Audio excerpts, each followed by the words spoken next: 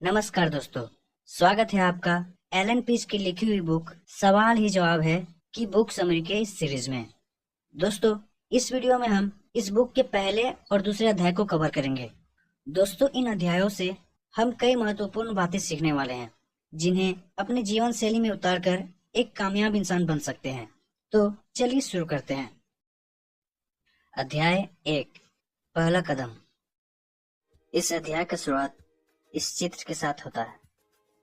जीवन की अधिकतर वस्तुओं की तरह बहुत से लोग इस चित्र को देखकर इसका स्पष्ट अर्थ समझ पाते हैं और कई लोग इसे असंबद्ध रेखाओं की सिर्फ एक श्रृंखला समझते हैं जिसका कोई अर्थ नहीं निकलता।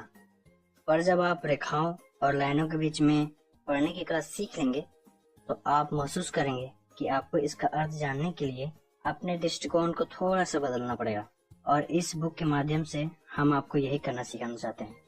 इस चित्र को समझने के लिए इस पेज को थोड़ा सा झुकाकर न्यून कोण बनाएं और अपने से थोड़ा दूर रखकर एक आंख बंद करके इसे ध्यान से देखें तो आपको कुछ ऐसा दिखेगा। Follow your dream. सफलता के 5 स्वर्णिम नियम। लेखक इन 5 नियमों का उपयोग अपने बचपन से ही कर रहे हैं और उनका मानना है अगर इन नियमों के अनुसार जो कोई अभ्यास करेगा वह जरूर अपने व्यवसाय में सफल होगा। जब लेखक केवल 11 वर्ष के थे तब वे पैसे के उद्देश्य से घरेलू काम में आने वाले स्पंज बेचने का काम कर रहे थे। वे बचपन में ही सफलता के नियम समझ गए थे जब उन्हें एक वृद्ध और समझदार व्यक्ति ने ये कहा, सफलता एक खेल है, आप जितनी अधिक बार इसे खेलेंगे उतनी अधिक बार जीतेंगे, और जितनी अधिक बार आप जीतेंगे उतनी ही अधिक सफलता से आप इसे खेल सकेंगे। इसी वाक्य से 5 नियम बने हैं। आइए इन 5 नियमों को समझते हैं। अब आगे मैं एलन पीज की तरह बात करूंगा। पहला नियम, ज्यादा लोगों से मिले। यह सबसे महत्वपूर्ण नियम है। जिसके पास भी समय हो उससे बात करना शुरू कर दें। इस मामले में घमंडी या बहानेबाज न बने जो अच्छे संभावित ग्राहकों को छांट कर नकारने का प्रयास करता हो। अगर आप ग्राहकों की सूची पर नजर दौड़ाते समय ये सोचने लगे ये ज्यादा उम्र वाले हैं, ये युवा हैं, ये ज्यादा अमीर हैं, ये ज्यादा गरीब हैं, आदि आदि, तो समझ ले कि आप असफलता के मार्ग पर जा रहे हैं। आपको अपने बिजनेस को आगे ले जाने के लिए हर एक से बात करना होगा क्योंकि आपको अभ्यास की जरूरत है। जब आप अपने बिजनेस के बारे में हर एक से बात करते हैं तो औसत का नियम यह सुनिश्चित करता है कि आप सफल होंगे। दूसरा नियम, ज्यादा लोगों से मिलें। लोगों को फोन करते रहें। हो सकता है कि आप शहर के सबसे बढ़िया प्रस्तुतकर्ता हो सकता है कि आपकी वेशभूषा बढ़िया हो, पर अगर आप पर्याप्त संभावित ग्राहकों से नहीं मिलते हैं तो आप अपने बिजनेस में ज्यादा सफल नहीं हो सकते। इसीलिए हर एक से मिले, हर एक से बात करें। तीसरा नियम, ज्यादा लोगों से मिले। नेटवर्क में मौजूद अधिकतर लोग इस बिजनेस में केवल ऊपरी सतह पर काम करते हैं और अपनी पूरी क्षमता का उपयोग नहीं कर पाते। वे सोचते हैं कि ऐसा उन संभावित ग्राहकों के कारण होता है जिन्हें वे राजी नहीं कर पाते, पर यह सच नहीं है। सच तो यह है कि ऐसा उन संभावित ग्राहकों के कारण होता है जिनसे वे मिल नहीं पाते। चौथा नियम, औसत के नियम का प्रयोग करें। औसत का नियम जीवन के हर क्षेत्र में सफलता दिलाता है। इसका मतलब है कि अगर आप किसी काम को बार बार एक ही ढंग से करते हैं और परिस्थितियां समान रहती हैं तो आपको मिलने वाले परिणाम भी एक से ही होंगे। उदाहरण के तौर पर बीमा व्यवसाय में मैंने 1:56 के औसत की खोज की। इसका मतलब था कि अगर मैं सड़कों पर जाकर यह नकारात्मक सवाल पूछूं, क्या आप अपने जीवन का बीमा नहीं करवाना चाहते, तो 56 में से एक व्यक्ति मुझसे बीमा करवाने के लिए तैयार हो जाता। इसका अर्थ यह है कि अगर मैं एक दिन में 168 बार यही सवाल करूं तो मैं दिन में 3 बार सफल हो सकता हूं और विक्रेताओं की चोटी के 5% लोगों में जगह बना सकता हूं। जब मैं छोटा बच्चा था और घर घर जाकर 20 सेंट में घरेलू स्पंज बेचा करता था तो मेरा औसत था 10:7:4:2। मैं शाम 4 बजे से 6 बजे तक जिन 10 दरवाजों को खटखटाता था उनमें से 7 दरवाजे ही खुलते थे। उनमें से भी केवल 4 लोग ही मेरी प्रस्तुति देखते थे और मात्र 2 लोग ही स्पंज खरीदते थे। इस तरह से मैं 40 सेंट कमा लेता था, जो 1962 में अच्छी खासी रकम थी, खासकर एक 11 वर्षीय लड़के के लिए। मैं 1 घंटे में आराम से 30 दरवाजों को खटखटा सकता था, और इस तरह 2 घंटे की अवधि में मैं 12 स्पंज बेच लेता था, जो $2.40 के बराबर रकम थी। चूंकि मैं जान चुका था कि औसत का नियम किस तरह काम करता है, इसीलिए उन 3 दरवाजों की चिंता कभी नहीं हुई जो नहीं खुले, ना ही उन 3 लोगों के बारे में चिंता हुई जिन्होंने मेरी बात नहीं सुनी, और ना ही उन 2 लोगों के बारे में जिन्होंने मेरा सामान नहीं खरीदा। मैं तो बस इतना जानता था, अगर मैं 10 दरवाजों पर दस्तक दूंगा तो मैं 40 सेंट कमा लूंगा। इसका मतलब यह था कि हर बार जब मैं दरवाजे पर दस्तक दूंगा तो मैं 4 सेंट कमाऊंगा, इसके बाद चाहे जो भी हो। औसत का यह नियम मेरे लिए एक प्रभावशाली और प्रेरणादायक शक्ति था। 10 दरवाजों पर दस्तक दो और 40 सेंट कमाओ। सफलता सिर्फ इस बात पर छुपी हुई थी कि मैं कितनी जल्दी इन दरवाजों पर दस्तक दे सकता हूँ। अपने अनुपात का रिकॉर्ड रखें। औसत का रिकॉर्ड रखना और अपनी बिक्री के आंकड़ों का रिकॉर्ड रखना एक शक्तिदायक प्रेरणा स्रोत था। जल्द ही मैंने इस बात की परवाह छोड़ दी कि मेरे दरवाजा खटखटाने पर किसने दरवाजा नहीं खोला, किसने मुझे देखने के बाद मेरी बात को नहीं सुना, या किसने मेरी बात सुनने के बाद मेरा सामान नहीं खरीदा। क्योंकि औसत और आंकड़ों का रिकॉर्ड रखने से आप सकारात्मक बनते हैं और अपने लक्ष्य तक पहुंच सकते हैं। यह न केवल आपकी प्रेरणा का सतत स्रोत है, बल्कि नकारे जाने को सहजता से लेने की कुंजी भी है। जब आप अपने औसत पर ध्यान रखते हैं तो आपको बाकी बातों की खास चिंता नहीं होती। तब आप जितनी जल्दी संभव हो अगली मुलाकात करने के लिए प्रेरित होते हैं। औसत के नियम को समझे बिना आप केवल इतना ही सोच सकेंगे कि आगे क्या होगा। अगर कोई ना कह देगा तो आप निराश हो सकते हैं, अगर कोई दरवाजा नहीं खुलेगा तो आप उदास भी हो सकते हैं। पर अगर आप औसत के नियम को समझ लेते हैं और उसे स्वीकार कर लेते हैं तो ऐसा नहीं होता। $9 की पोकर मशीन। जब मैं किशोर अवस्था में था तो मेरे पास एक साइकिलिंग कार्य था। मैं बर्तन, चादर और कंबल बेचा करता था। तब मेरा अनुपात था 5:3:2:1। मैं 5 संभावित लोगों को फोन लगाता था। उनमें से 3 मुझे मिलने का समय देते थे। उनमें से भी केवल 2 के सामने मुझे अपनी बात रखने का अवसर मिलता था। इस तरह केवल 2 ही लोग मेरी पूरी बात सुनते थे, और उन दोनों में से एक मेरा सामान खरीद लेता था, और इस तरह मैं $45 कमा लेता था, जो एक तरह से $9 प्रति फोन था। इसका मतलब यह था कि फोन पर हुई हर हाँ का अर्थ $15 था, चाहे वे मेरा सामान खरीदें या ना खरीदें।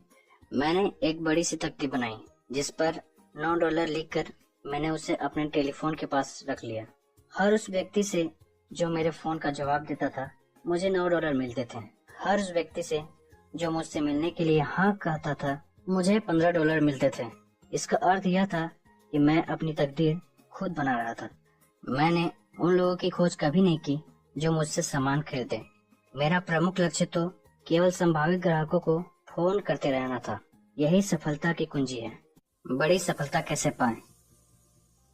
20 साल की उम्र में मैं सेल्समैन के रूप में बीमा कंपनी व्यवसाय में आया।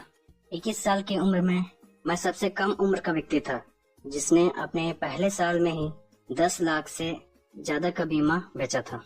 मेरा औसत था 10:5:4:3:1।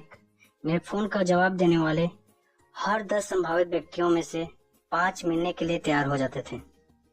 उनमें से मैं सिर्फ 4 से ही मिल पाता था। उन 4 में से केवल 3 लोग ही पूरी तरह से मेरी प्रस्तुति सुनते थे, और उनमें से भी एक ही मेरा सामान खरीदता था, और इस तरह मैं $300 कमा लेता था। मेरा पूरा ध्यान इस बात पर रहता था कि 5 लोग मुझसे मिलने के लिए हाँ कह दे। मैं जानता था कि अगर 10 लोग फोन का जवाब देते हैं तो उनमें से 5 मुझसे मिलने के लिए तैयार हो जाएंगे, और अंततः मुझे $300 का कमीशन मिलेगा। इस तरह हर उस संभावित ग्राहक से जो मेरे फोन का जवाब देता था मुझे $300 मिलते थे। 5वां नियम, अपना औसत सुधारें। बीमा व्यवसाय में मैं जानता था कि हर बार जब मैं फोन घुमाता था और किसी से बात करता था तो मुझे $30 मिलते थे। फिर भी 10 टेलीफोन कॉल के बदले 5 अपॉइंटमेंट का मेरा अनुपात मेरी राय में खास अच्छा नहीं था, क्योंकि इसका मतलब था कि मैं अपने बहुत सारे संभावित ग्राहकों को गंवा रहा था। मुझे जरूरत थी अपॉइंटमेंट हासिल करने की एक ऐसी पद्धति की जो हर 10 कॉल में से कम 8 अपॉइंटमेंट दिला सके, जिसका मतलब था मैं अपने संभावित ग्राहकों में से सिर्फ 20% ग्राहकों से नहीं मिल सकता था। इस कमी को मैं अच्छे संभावित ग्राहकों से मिलकर दूर कर सकता था, परंतु मैं फिर भी जानता था कि अगर मैं कुछ भी नहीं बदलता तो भी मैं हर बार फोन घुमाने पर $30 कमा लूंगा। अनुपात का ध्यान रखने से आप पूरे सचेत रहते हैं, क्योंकि अनुपात आपको बताता है कि आप में सुधार की गुंजाइश कहाँ है और आप कितने सफल हो सकते हैं। इन नियमों को नेटवर्किंग में अपनाएं। अगर आप ज्यादा लोगों को अपनी योजना में शामिल होने का आमंत्रण देंगे तो ज्यादा लोग आपके साथ शामिल होंगे। जितनी अधिक बार आप उन्हें शामिल होने का आमंत्रण देंगे, आप आमंत्रण देने की अपनी कला को उतना ही निखारते जाएंगे और पहले से बेहतर बनते जाएंगे। दूसरे शब्दों में, आपको अधिक से अधिक लोगों को अपने साथ जुड़ने का आमंत्रण देना होगा। नेटवर्किंग व्यवसाय में औसत। नेटवर्क मार्केटिंग का सामान्य औसत है 10:6:3:1। अगर 10 संभावित ग्राहक आपकी प्रस्तुति को सुनते हैं तो उनमें से 6 इसे लेकर रोमांचित हो जाते हैं और कहते हैं कि वे इस बिजनेस को शुरू करना चाहते हैं। इनमें से आधे ही वास्तव में बिजनेस शुरू करते हैं और इन 3 में से केवल एक ही सफल होता है। तो इस तरह 10 लोगों में से केवल एक ही व्यक्ति दीर्घकालीन वेतन बन पाते हैं। अब एक बड़ा सवाल है, बिजनेस के बारे में 10 लोगों से बात करने में आपको कितना समय लगता है? इस सवाल का जवाब आपकी विकास दर तय करेगा। जीवन बीमा व्यवसाय में हर एक ने 10 लाख का बीमा बेचा है। फर्क सिर्फ इतना है कि कुछ लोगों ने 3 से 5 सालों में ऐसा किया है और कुछ लोगों ने 1 साल के भीतर ही कर दिखाया है, और यहीं पर इनाम का रहस्य छुपा हुआ है। मैं लोगों से मिलने के बारे में इतना सुनियोजित था कि मैं हर 12 हफ्तों में 10 लाख का बीमा बेच लेता था। नेटवर्क मार्केटिंग में भी ऐसा ही होता है। अगर अधिकतर नेटवर्क मार्केटर्स सफलता की ऊंचाई पर नहीं पहुंच पाते हैं तो ऐसा उन संभावित ग्राहकों के कारण होता है जिनसे वे मिल नहीं पाते हैं। अगर आप तत्काल अपने परिणामों को दोगुना करना चाहते हैं तो उसका सीधा सा जवाब है अगले साल के संभावित ग्राहकों से इसी साल मिले और उनसे अभी मिले। आपके सामने बेचने की समस्या है ही नहीं। सफलता की कुंजी यह है कि आप ज्यादा नियोजित और प्रेरित हो, ताकि आप जितने ज्यादा लोगों से मिल सकते हो मिल ले। नेटवर्किंग में बड़ी सफलता प्राप्त करने की सही कुंजी लोगों को तैयार करना नहीं है, बल्कि इतना अधिक सुनियोजित और अनुशासित बनना है कि आप अधिक से अधिक लोगों से जल्दी मिल सकें। औसत सुधारना तो केवल सीखने का एक प्रक्रिया है। अध्याय 2, किस तरह हाथ तक पहुँचे। मैं अध्याय आरंभ करूं उससे पहले आपसे एक प्रश्न का उत्तर चाहता हूं। जब आप अपने बिजनेस के बारे में बात करते हैं तो क्या आपके संभावित ग्राहक आप पर विश्वास करते हैं? इसका छोटा सा उत्तर है नहीं। वे सोचते हैं कि आप उन्हें अपने बिजनेस में शामिल करने के लिए और सामान बेचने के लिए ही आए हैं, इसीलिए वे रक्षात्मक मुद्रा में होते हैं और आपके हर बात पर आपत्ति उठाते हैं। इसलिए नहीं कि आपने जो कहा है वह तर्कसंगत नहीं है, बल्कि इसलिए कि ऐसा आप कहते हैं। अगर आप कुछ कहते हैं तो वह आपका विचार है, उनका नहीं। आपके संभावित ग्राहक आपको जो बताते हैं वह सब सही होता है, क्योंकि अगर वे कुछ कहते हैं तो यह उनका विचार होता है, आपका नहीं। यही विचार को स्वीकार्य बनाता है और वे उनके बारे में आपत्तियां उठाने की आवश्यकता महसूस नहीं करते। उदाहरण के लिए, जब आप किसी संभावित ग्राहक से ये कहते हैं आप एक ऐसी जीवन शैली अपना सकेंगे जो आपको हर मनचाही चीजें देंगी, तो हो सकता है वो आपसे अपने वर्तमान जीवन शैली को बेहतर बताने की कोशिश करे, चाहे ये सच हो या ना हो। लेकिन अगर आपका संभावित ग्राहक ठीक यही बात आपसे कहता है तो वह सही होगा। अगर वह कहे मैं चाहता हूँ कि मेरी जीवन शैली में सुधार हो और मुझे जीवन की सारी अच्छी चीजें मिले, तो कोई आपत्ति नहीं उठाई जाएगी, क्योंकि ऐसा उसी ने कहा है। यह उसका विचार है, आपका नहीं। जो तकनीक आप खोजने वाले हैं वह आपको इस योग्य बना देगी कि आपके संभावित ग्राहक आपको यह स्वयं बताएंगे कि वे वास्तव में क्या चाहते हैं। आपको केवल उनकी बातें सुननी है, बशर्ते आप उनकी बातों पर रुचि लें। नेटवर्क मार्केटिंग के खजाने की 4 कुंजियाँ। नेटवर्क मार्केटिंग में अगर आप अपने संभावित ग्राहकों के परिणाम को हाँ में बदलना चाहते हैं तो यह 4 कुंजियों की तकनीक आपके लिए महत्वपूर्ण है, क्योंकि जब आप 4 कुंजियों की तकनीक का प्रयोग करते हैं तो आपके संभावित ग्राहक आपको बताएंगे कि वे क्या चाहते हैं, जबकि आप केवल उनकी बातें सुनेंगे। चलिए अब हम 4 कुंजियों की तकनीक को विस्तार से समझते हैं। बर्फ पिघलाएं। इस कुंजी का उद्देश्य है संभावित ग्राहक के साथ तालमेल बनाना। यहाँ पर आप उन्हें अपने बारे में बताते हैं और उनके बारे में जानकारी लेते हैं। इस कुंजी का लक्ष्य अच्छे से अपनी योजना को बेचना है। अगर कोई व्यक्ति आपको पसंद करता है तो ज्यादा संभावना है कि वो आपकी योजना को पसंद करेगा, पर अगर कोई व्यक्ति आपको पसंद नहीं करता है या आप पर विश्वास नहीं रखता है तो हो सकता है वो आपकी योजना को पसंद ना करे। इस स्थिति में आपको तब तक अपनी योजना का उपयोग करना पड़ेगा जब तक कि आप अपना विश्वास न जमा लें।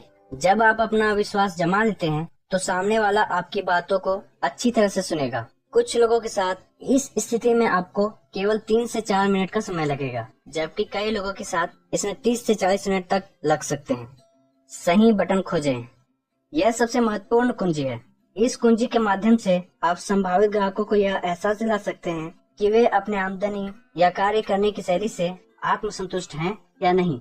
आपको अपने टीम में ऐसे लोगों की आवश्यकता नहीं है जो अपने आमदनी और कार्य करने की शैली से आत्मसंतुष्ट हो। आपको तो सिर्फ ऐसे लोगों की आवश्यकता है जो प्रबल भावनात्मक कारणों से आपके साथ शामिल होना चाहते हो सकता है आपके संभावित ग्राहक भावनात्मक रूप से भिन्न हो, जिसके कारण उनसे बात करते समय वे रोमांचित या दुखी या चिंतित हो जाएं, या उससे भी बढ़कर नाराज भी हो जाएं।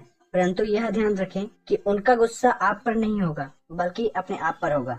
इस स्थिति में आप यह जान सकेंगे कि आपके संभावित ग्राहक के प्राथमिक प्रेरणा घटक या प्राइमरी मोटिवेटिंग फैक्टर को कैसे खोजा जाए। प्राथमिक प्रेरणा घटक ही वह कारण होता है जिसके कारण वे आपके बिजनेस में शामिल होना चाहेंगे। हर व्यक्ति 2 में से किसी एक कारण से प्रेरित होता है, लाभ प्राप्त करने के लिए या कष्ट से बचने के लिए। इस कुंजी के द्वारा आप जान सकेंगे कि उनके प्राथमिक प्रेरणा घटक को किस तरह सामने लाया जाए और यह जानने के बाद किस तरह उन्हें अपनी योजना में शामिल होने के लिए प्रेरित किया जाए। यहाँ पर संभावित ग्राहक आपको बताते हैं कि वे क्या लाभ प्राप्त करना चाहते हैं और किन कष्टों से बचना चाहते हैं। नेटवर्क मार्केटिंग में शामिल होने वाले अधिकतर लोगों के प्राथमिक प्रेरणा घटक कुछ इस प्रकार हैं। जब आप इस सूची का अध्ययन करते हैं तो आप पाते हैं कि इन सूचीबद्ध कारणों में से एक कारण आपका भी प्राथमिक कारण है, जिसकी वजह से आप नेटवर्क मार्केटिंग में हैं। कई और सहायक कारण भी हो सकते हैं, पर कोई एक कारण अन्य कारणों से अधिक प्रबल अवश्य होगा। यही आपका प्राथमिक प्रेरणा घटक है। चूँकि प्राथमिक प्रेरणा घटक सबसे ज्यादा महत्वपूर्ण होता है, इसीलिए यह समझ लेना अनिवार्य है कि नेटवर्क मार्केटिंग में शामिल होने वाले हर व्यक्ति का प्राथमिक प्रेरणा घटक वही नहीं होता जो कि आपका है। उदाहरण के तौर पर आपको चॉकलेट आइसक्रीम पसंद हो सकती है, पर इसका अर्थ यह नहीं होता कि यह आइसक्रीम हर एक को पसंद होगी। कई लोग स्ट्रॉबेरी, कैरेमल को ज्यादा पसंद करते होंगे, पर अगर आप चॉकलेट आइसक्रीम पसंद करते हैं तो आपके लिए इसके बारे में बातें करना न केवल आसान होगा बल्कि आप इसे दूसरे लोगों के साथ बांटना भी पसंद करेंगे, और आपके लिए यह समझना बहुत कठिन होगा कि इसे हर व्यक्ति पसंद क्यों नहीं करता। अब आगे हम कुछ कहानियों की मदद से प्राथमिक प्रेरणा घटक को समझेंगे। रॉन क्यों शामिल नहीं हुआ? अल्बर्ट एक डिस्ट्रीब्यूटर था।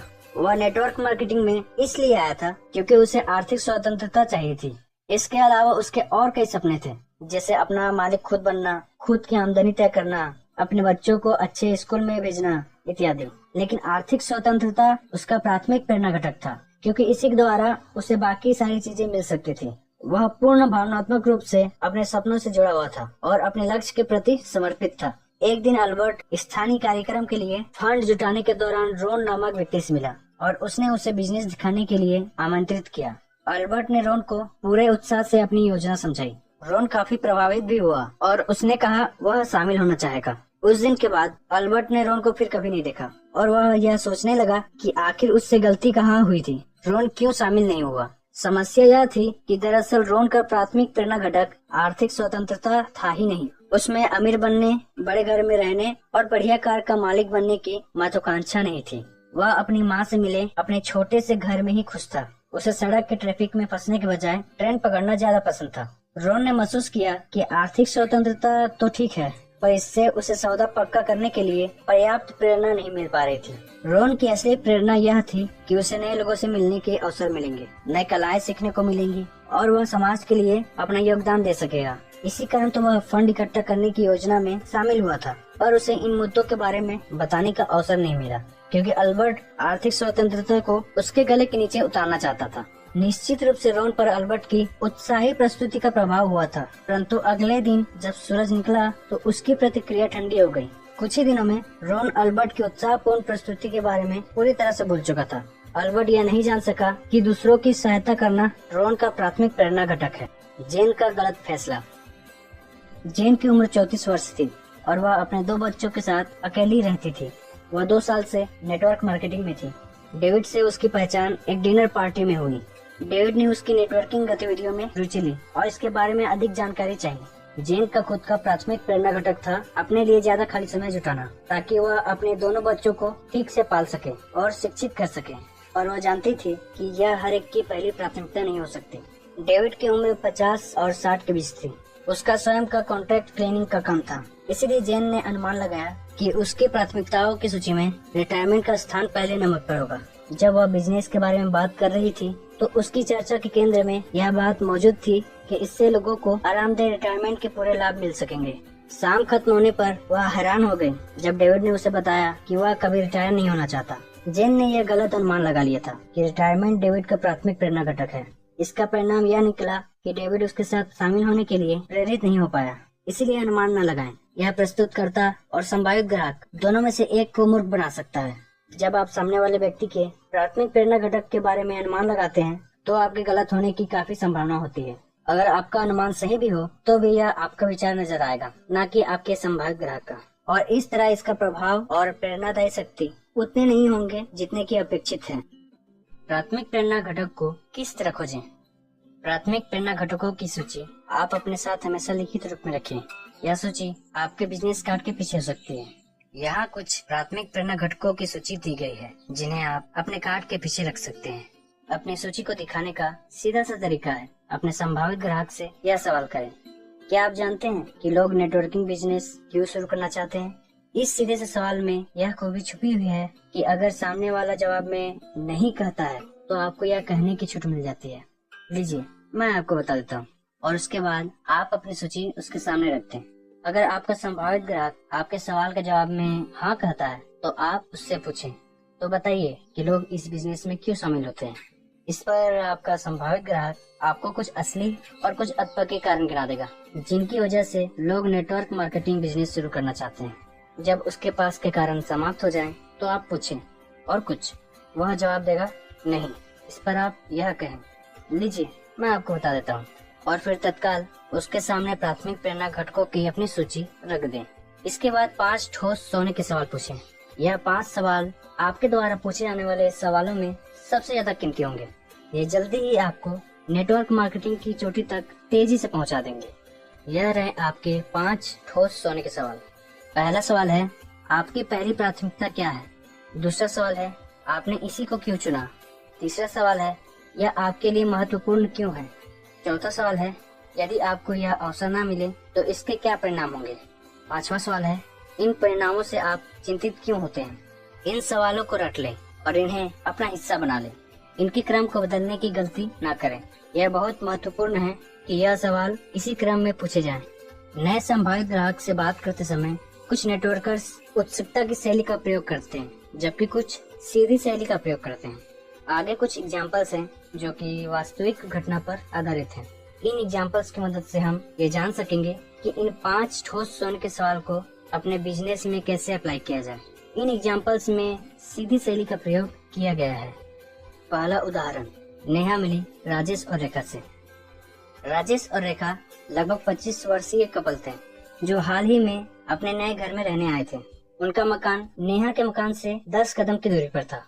पड़ोसियों की समान चर्चा के दौरान नेहा ने उन्हें बताया कि वह मार्केटिंग बिजनेस से जुड़ी है और उन्हें बताना चाहती है कि यह बिजनेस इस तरह से काम करता है। इस पर राजेश और रेखा ने नेहा को बताया कि उन्होंने नेटवर्किंग के बारे में सुन रखा है और वे ऐसे लोगों को जानते हैं जिन्होंने इस बिजनेस में प्रयास किए थे और जो बाद में असफल हो गए थे। उनकी नजर में यह किसी साबुन से संबंधित था।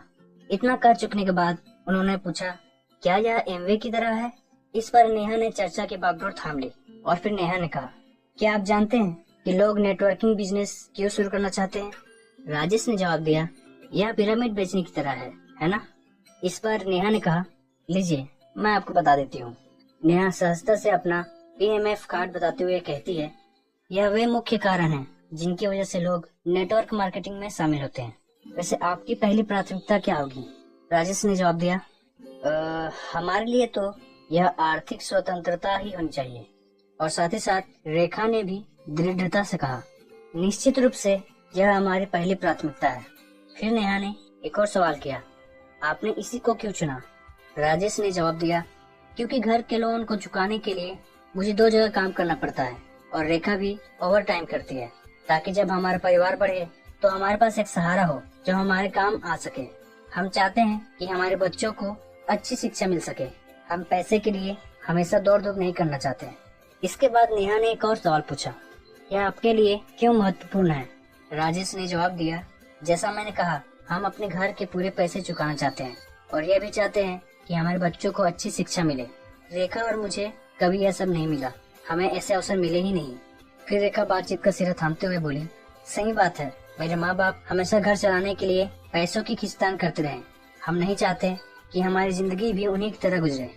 अब नेहा ने फिर एक सवाल पूछा, यदि आपको आर्थिक स्वतंत्रता नहीं मिलती है तो उसके क्या परिणाम होंगे? राजेश ने जवाब दिया, हम उसी नाव में होंगे जिसमें हमारे माँ बाप थे। इसका अर्थ होगा कठोर बजट बनाना तथा आमदनी कम और खर्च ज्यादा, और पूरी जिंदगी यही चलता रहेगा। रेखा बोली, अपने बच्चों को अच्छी शिक्षा दिलाने में काफी खर्च होता है। बिना अतिरिक्त आमदनी के हम उन्हें जिंदगी में अच्छी शुरुआत नहीं दे सकेंगे। फिर नेहा ने अंतिम सवाल किया, इन परिणामों से आप चिंतित क्यों होते हैं? राजेश ने तनावपूर्ण स्वर में कहा, जैसा हमने कहा, अगर हम आर्थिक स्वतंत्रता प्राप्त करने का प्रयास नहीं करेंगे तो हम हमेशा संघर्ष ही करते रहेंगे, और ऐसा कौन चाहता है? उसके बाद रेखा ने राजेश का साथ देते हुए कहा, साथ ही हमें रिटायरमेंट होने की योजना भी बनानी है, इसीलिए हम अभी इतनी कड़ी मेहनत कर रहे हैं। इस वार्तालाप में नेहा ने राजेश और रेखा के प्राथमिक प्रेरणा घटक को जानने के लिए 5 ठोस सोने के सवाल का प्रयोग किया, और जिससे राजेश और रेखा ने अपने प्राथमिक प्रेरणा घटक उजागर किए। अगर नेहा को किस्मत से यह पता भी होता कि उनका प्राथमिक प्रेरणा घटक आर्थिक स्वतंत्रता है, तो भी राजेश और रेखा की निगाह में यह विचार नेहा का होता, उनका नहीं। अगर नेहा ने उनसे आर्थिक स्वतंत्रता के बारे में बात की होती तो रेखा और राजेश ने शायद आपत्तियां उठाई होती, क्योंकि यह नेहा का विचार होता। पर चूंकि यह विचार उनका ही था और ऐसा उन्होंने खुद कहा था, इसीलिए यह हकीकत थी। इस बारे में कोई आपत्ति हो ही नहीं सकती थी।